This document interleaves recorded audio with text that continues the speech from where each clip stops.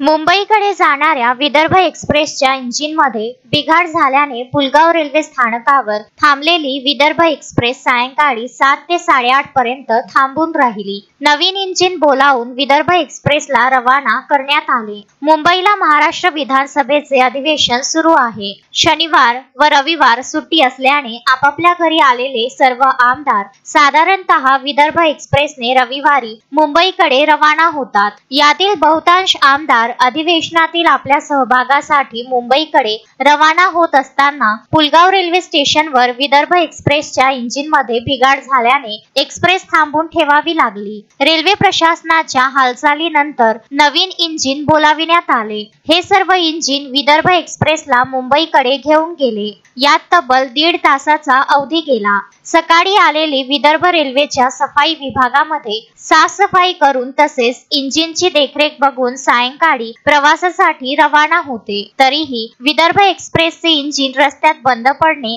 आश्चर्यकारक आहे. अश्विन शहा, विदर्भ न्यूज, पुलगाव.